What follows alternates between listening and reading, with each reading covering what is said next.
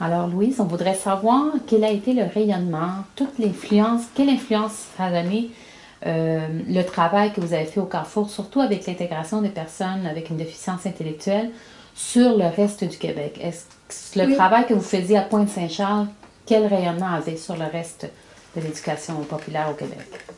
je pense que ça a eu une influence importante.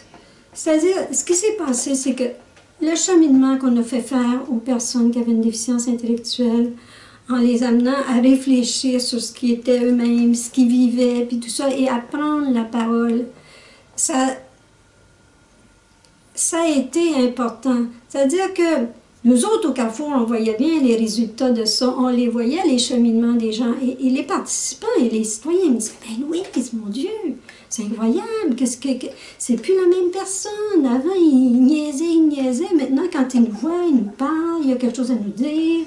On a quelque chose à lui dire, puis il disait, ils font des grands progrès. Puis effectivement, écoutez, il y a eu des progrès au niveau de l'autonomie, que je ne peux pas en parler maintenant, mais il y a des gens vraiment qui ont tellement avancé et réfléchi. Il y en a qui se sont mariés là-dedans. Bon, on les a aidés à se marier. Ça avait été toute une histoire, ça. Mais ce que je veux dire, des vrais cheminements de gens qui tranquillement se prennent en main. Puis, parce qu'il y en a là-dedans qui en avaient des compétences. Dans leur maison, là, il y en a qui étaient un petit peu plus débrouillards, puis on leur avait monté. Ils faisaient la vaisselle, ils faisaient plein d'affaires. Mais finalement, si tu es capable de tenir maison pour tes frères et sœurs, tu es capable de le faire pour toi, hein, avec un peu d'aide. Mais tout ça pour dire que tranquillement, ça s'est mis à paraître les résultats. Puis même les gens de la clinique communautaire ou des gens, ils me disaient, c'est plus la même personne qui vient. C'est comme ils voyaient les changements. Fait que là, les gens ont commencé à dire, ben là, il faudrait que tu écrives là-dessus. OK? Parce que là, ça faisait déjà 10 ans, moi, que j'étais au Carrefour puis qu'on travaillait.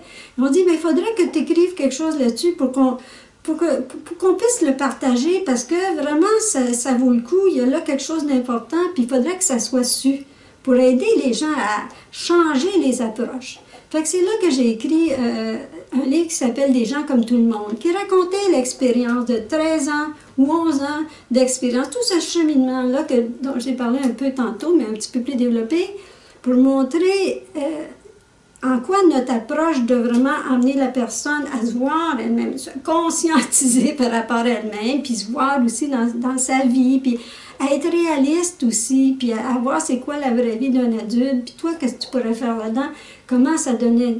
Et puis, quand on a écrit ça, bon, moi, je savais pas qui ce qui était pour lire ça, mais on l'a écrit. Puis à l'époque, on n'avait pas d'argent, c'est sûr, au Carrefour. On n'a toujours pas d'argent au Carrefour, d'après ce que je peux comprendre. Hein?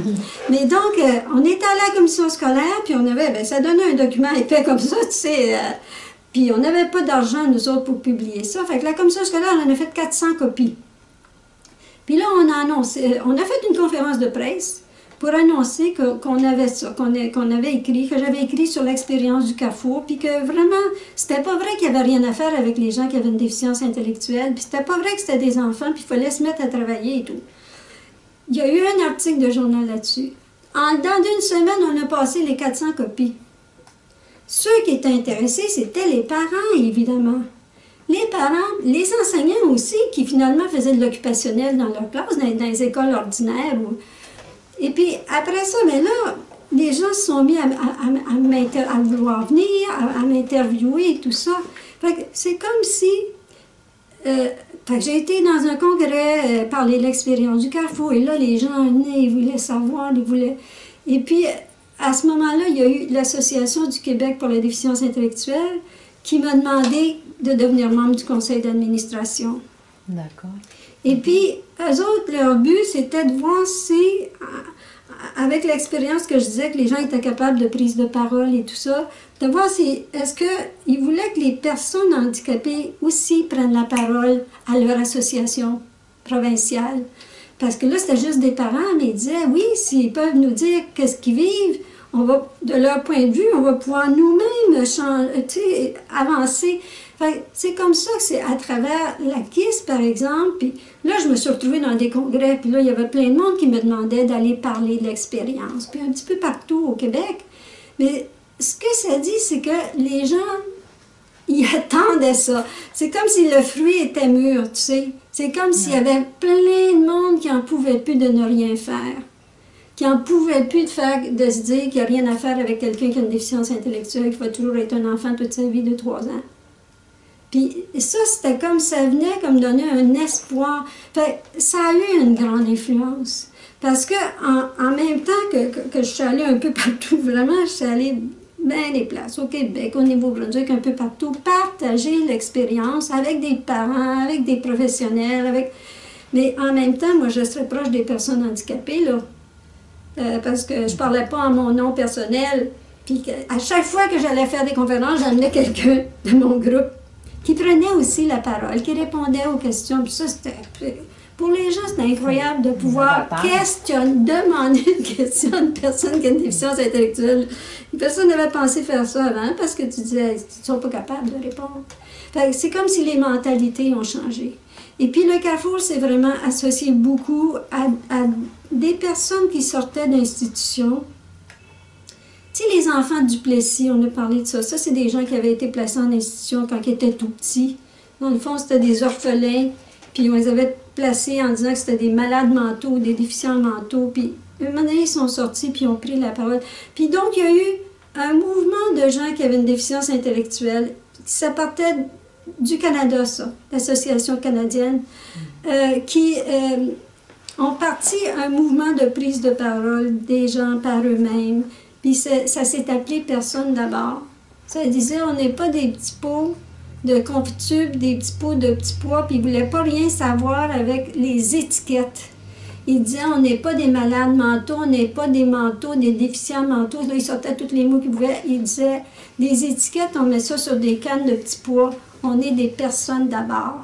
Et puis, ce mouvement-là de prise de parole des gens, puis nous autres, on était avec ce monde-là, c'est au Carrefour que le mouvement s'est organisé, qui est devenu un mouvement officiel. Les réunions avaient lieu au Carrefour. Il y avait du monde qui venait de Québec, il y avait du monde qui venait de Drummondville, de différents endroits qui se réunissaient. Puis moi, j'étais l'animatrice, je les aidais à prendre la parole, puis à voir comment on s'organise et tout. Fait que l'influence du Carrefour, c'est ça. Elle a été importante dans le sens qu'elle a montré une expérience concrète.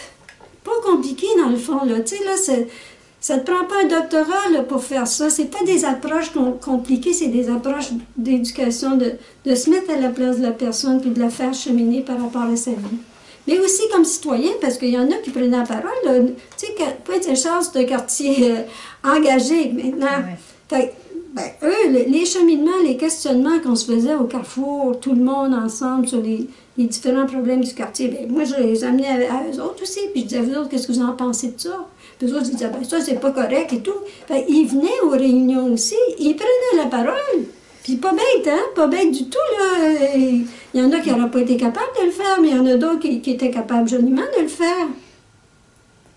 Tu sais, dans le fond, ça a eu l'influence de présenter une expérience concrète qui marchait, qui donnait des résultats, qui donnait de l'espoir aussi, qui a ouvert des portes. Fait que c'est dans ce sens-là que ça a été une influence importante. D'accord.